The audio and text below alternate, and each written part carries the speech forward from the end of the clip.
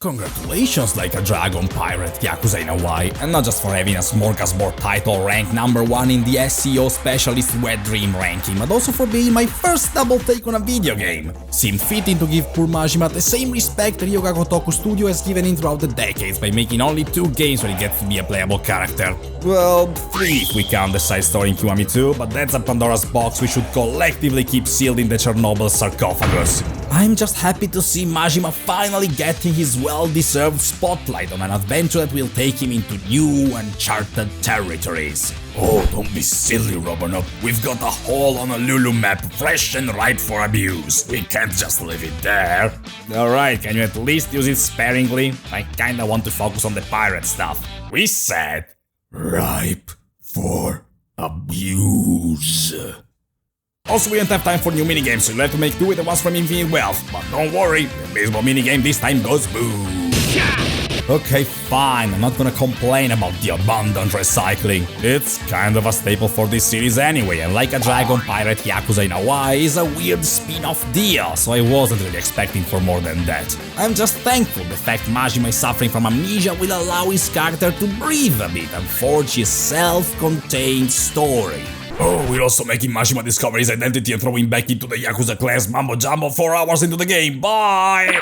You guys just can't let go for a second, can you? You're giving this guy an asthmatic kid, a tiger that sounds like a creepy uncle, and a sidekick whose default expression is coked up Humpty Dumpty. Can you let him off the hook from the Yakuza stuff for one single day? Everything has to somewhat tie back to events from previous games, and like a dragon pirate Yakuza in Hawaii doesn't really do much with it anyway. In fact, I can't shake away the idea that the sole reason for like a dragon pirate Yakuza in Hawaii— okay, screw that. I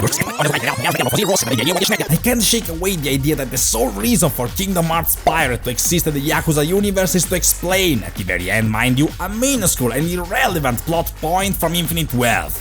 And that fills me with a mixture of awe and befuddlement. I'm not angry about it. Yakuza games typically ride on the memorable character's coattail rather than on the actual story, cause screw me, I still don't know what the deal of Yakuza 4 was about. And you won't see me complaining as long as Majima does crazy Majima stuff. And what we get here is good stuff.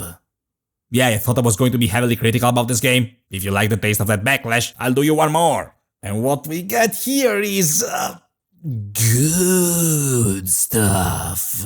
When the game lets you enjoy it, much like Infinite Wealth, Yakuza of the Caribbean adores slapping you in the face by steering off course whenever the plot seems to be moving forward, and it usually does so with very boring pretexts. One time I was about to fight one of the big baddies, but nope, you gotta go back to Honolulu to get a big cannon because the big baddie ship is just that goddamn powerful, even if by that point my ship was already carrying a set of laser cannons that could vaporize the entire sea. And I took particular offense in that, because the power-up options are already quite limited. I swear, some enemy ships are armed with heat-seeking missiles, while the best I could get was a pair of cannons that shoot actual doggy doo-doo.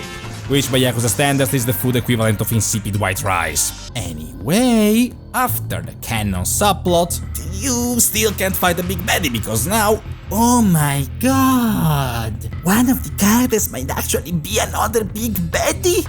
And if you played any other Yakuza games, you already know that this is just a setup for a sappy cutscene that will resolve the conflict in about 14 seconds. New day, same old dance. And it still works on me. Yakuza games are my cozy little safe space. Yes, I punched thousands of non-descript thugs for 40 hours, and I love it, goddammit! Even if the apex of the Yakuza combat system still is judgment, but I guess that's why they added the grappling hook. Grappling hooks make everything better by default.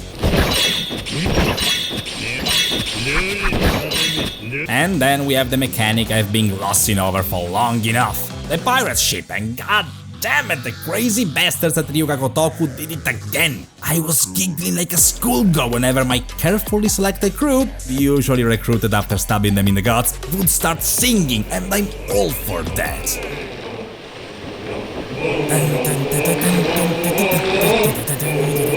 Then a storm breaks as enemy ships appear on the horizon and they start zigzagging through the waves. I'm drifting with a goddamn pirate vessel like Vin Diesel. Majima screams, "Ahoy!"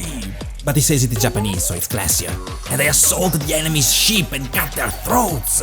Ooh-wee! Makes me wish the whole game was like this. But hey, I'm not dissing the rest of it. It just marches on the usual Yakuza beats. Every conflict is solved with punches, side quests somehow have more engaging plots than fully fledged AAA games. Each character is going to backstab you at least 40 times before they become one of the good guys, because the murderous maniac here is such a pinnacle of virtue they can't help but suck him off. And then there's the Elite Four you need to beat in the main side quest. Captain Yakuza, Captain Ninja, Captain Samurai, and the leader I guess was Captain Obvious, cause these names were lazy even by Yakuza standards. But it's Yakuza, the stuff we are used to with Yakuza, and I love Yakuza. If I had to move a real criticism towards Yakuza and Bones is that it's very restrained.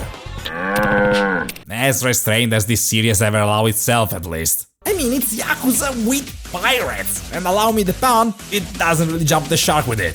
Majima, out of the entire Yakuza cast, should be the one doing the most insane stuff, but Ichiban had to deal with much crazier shit for breakfast. This was the chance to break all the rules established in previous games. You're the mad dog, Majima.